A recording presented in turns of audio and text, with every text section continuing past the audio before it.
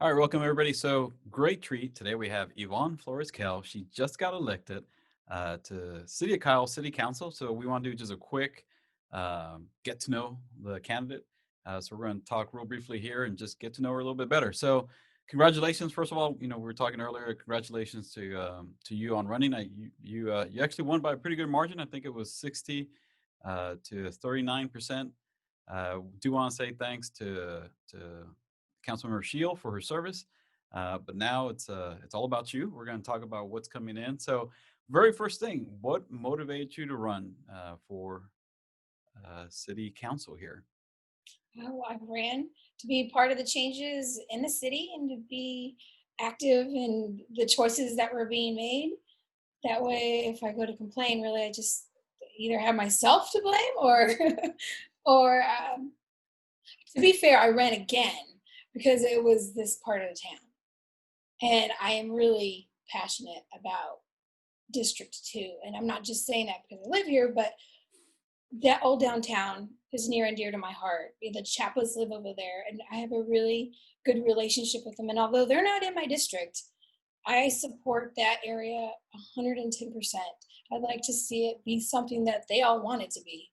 Right, Like right. that I don't care what anybody says. That part of Kyle doesn't belong to the whole city. That belongs to the people that are there. Yeah, it's interesting. I mean, I've been here long enough to where I've seen the transition of the kind of the older generations that were here in Kyle and not wanting to see a lot of the change. So it's kind of interesting to say, okay, how do we keep that small town feel, right? How do we keep that sense of community, which I think everybody wants. Nobody wants to live in a mega cookie cutter home community. They actually want to have a real sense of place, right? And downtown really kind of helps create that because it's something unique to Kyle.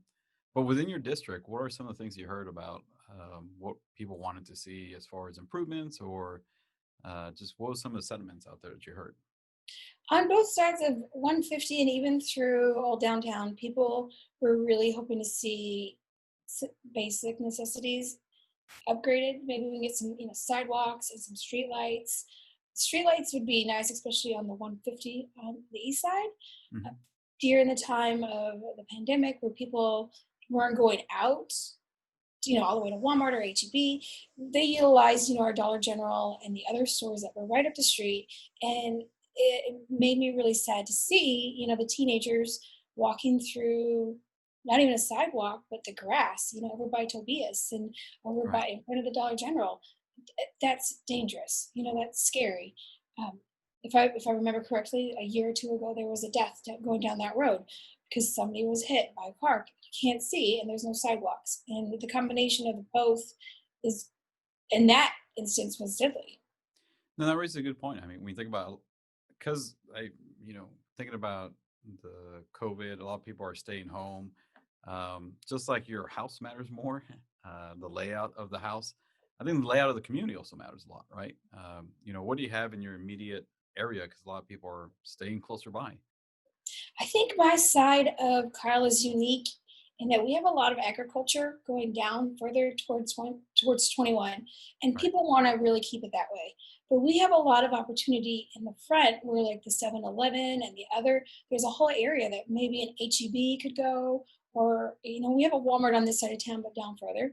But right, due to the lack of transportation in Kyle, people really have to just stick with what is close. And East Side doesn't have a lot of things that are close. We have, going down 35, you have that area where Kohler's Crossing is, and you hmm, have Walmart on one side, and then you have HEB. But if you come down this way behind the Dairy Queen, we right. literally have like a Sonic, gas stations, and a Dollar General. So No, our options are limited.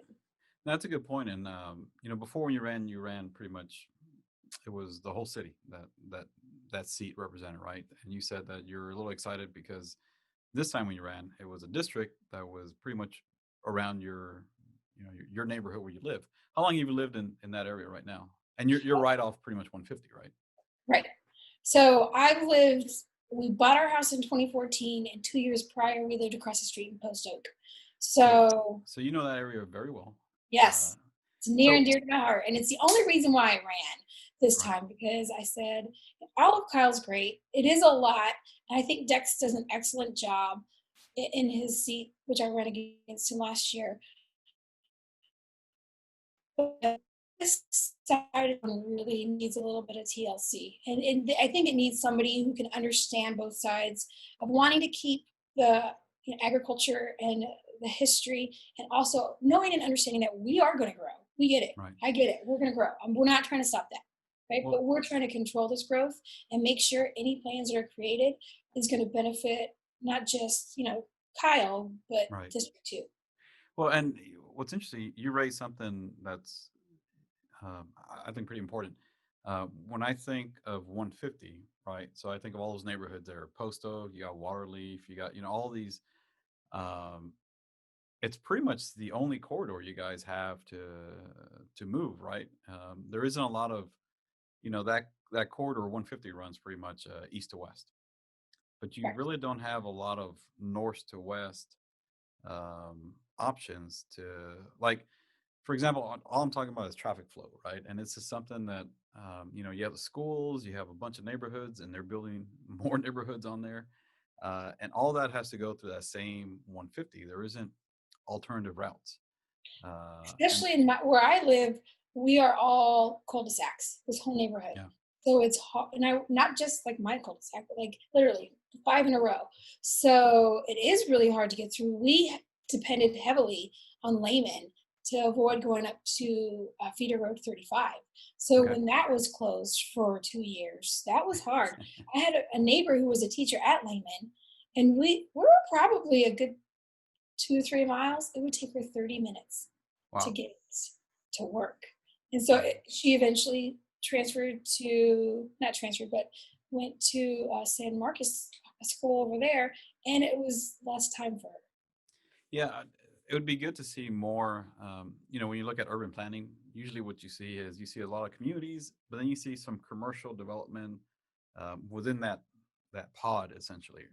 And the whole idea is that you kind of create local amenities that are used by local residents, so they don't have to travel out as much, and you reduce the traffic counts, right? Because if everybody has to go to one point in the town to get all the stuff they need, then you're just creating a lot of traffic congestion, just coming off 150, going down the access road and then coming over. So I think that's one good point. What are some of your thoughts on how to kind of fix that?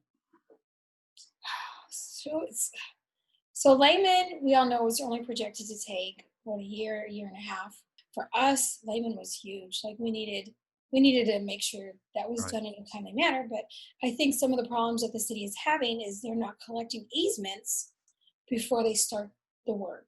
And so in the middle of doing their work, they have to stop, get these easements, which Mm, we all know a lot of people don't want to. Easement sounds like such a bad word, and it's right. not. If you look, if owners look at it like for the betterment of the community, Right. then it would be a little bit. I don't know how they're approaching these landowners, but I think if they did it in a way where it was like, hey, we're all in this together. Everybody's aware that layman needs these upgrades. Maybe it would move along faster, or maybe if they just waited until they got the easements, Right. because some people were determined they weren't going to give them, and so that really held up. And I don't want to put any pressure on any landowner. When they decide that they want to do these easements, I want it to be because they understand why they're doing Well, it. and I think that's important information. A lot of people, they just see the construction, and most residents, we're just busy. We won't have the Right. time to figure out, well, what's going on at the city, and that's why we're doing videos like this. But they just see the construction, they see it happening, one year, another year, and they're not exactly sure why. So I think that kind of brings you're shedding some pretty good light on exactly why it's taking so long. And I think that's a big point. If you just say, hey, maybe we wait and get everything in place and into construction, we can knock out the construction in months. That way, our Right. citizens don't get bogged down, and because it does detract from your quality of life, and it's just it's just an extra stress that frankly people don't need, especially given the times we're in now. Um, and I think that's one good thing. You're in there to really advocate for your district, saying, "Hey, wait, before we do construction in this district, let's make sure we can actually complete the job on time." or shortening that amount of time as much as possible.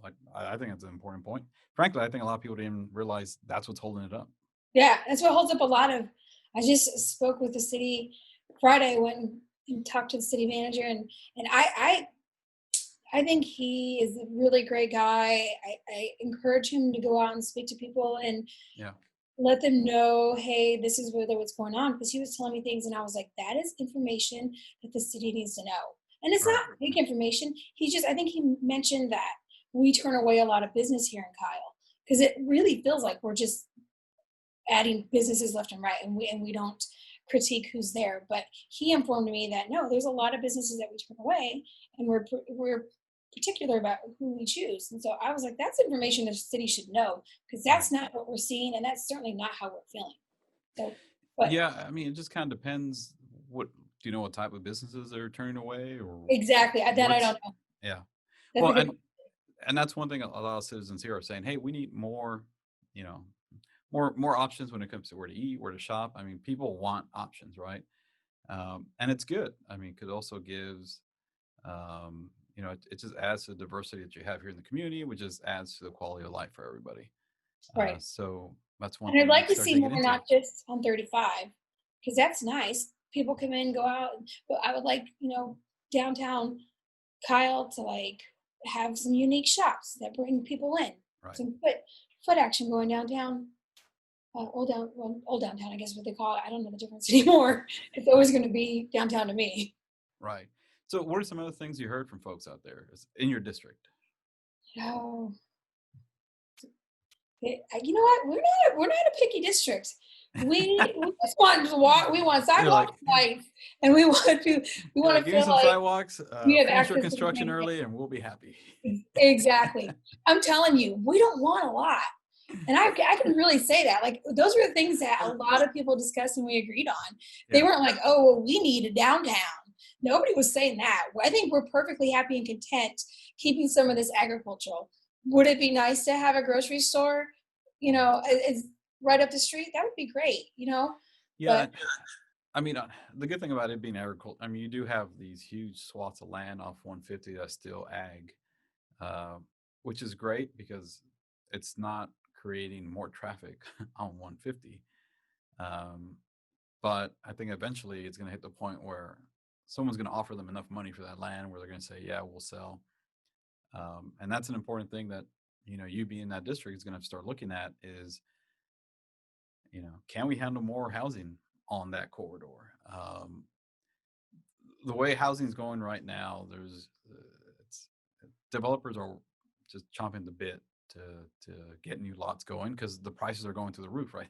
There's huge pent up demand, so it's in their best interest to do it. On the flip side, for the city, it's like, well, how can we manage the traffic going up and down 150, and how can we make it to where it doesn't detract from residents that are already living there, right? Reduce their quality of life. What are your no, I thoughts? agree. I What are your agree. thoughts on that, There's though? I mean, there's just like a simple road, like right by Pause. There's that road that cuts from like 2 lane, maybe 3 lanes into two, or one or two into one. I can't remember. I just know that's where everybody cuts everybody else off, and it infuriates people. that's where You friends are know who's made. not from around here. And it's right by that Sonic. Like we Yeah, don't. yeah, That's so simple. Like little things like that we don't need. Like let's build our roads a little bit wider. As I look and as I think, I want to say going down 150. Schools. There's a lot of schools on the left. We have yeah. Tobias. I think we have Hemp Hill, and we have Simon, all on the left hand side. So that is land that's owned probably by the ISD or by the school. And then on the right hand, we have a lot of new housing, which Hmm. is that and land owned by developers. So these are two easements that hopefully wouldn't be hard to get to expand that road. And we've already expanded. Let's be honest. We've expanded it, I think maybe 2 years ago. Um, but the more you want to put housing in here, the more the city's going to have to realize we have to make those roads bigger. And that's you bring up an interesting point because right now 150 is what 2 lane for most of it, right? Is it Mm. 2 lane or is it 4 lane? Well, 3 lane. Let's see. That's terrible. It Edit is. that It is in your district, right? and you leave that in there because that's okay. I'm human. I got so many roads in my head right now. I want to say that might be 4 lane in some spots, and then, or maybe it's like 2 lanes in the middle lane. And I think that's what it is. It's 2 lanes in the middle lane because sometimes when I'm going right, the traffic will be backed up all the way to our front entrance, which was right next to Tobias. And I will have to get, the lane closest and then try to get into the middle lane to take Old Post Road to go Right. around all the way just to get to Fuentes Elementary, to get that to that area. Yeah. And it's a I mess. I It's think a mess eventually that if more residential development happens on there, you're going to need a wider road with a nice for sure. landscape median for safety, but also when you create that type of layout for streets, it slows traffic down. Right.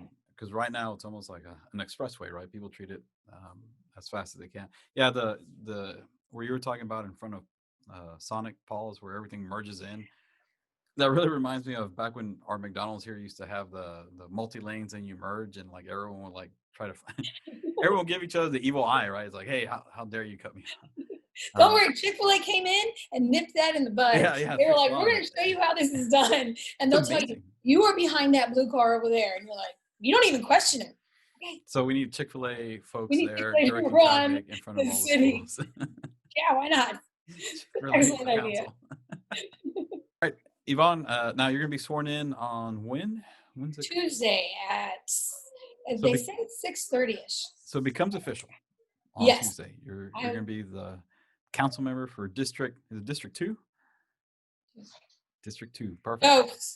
No. So Yvonne, thanks so much for taking time. Is there anything you want to say just as we wrap up here?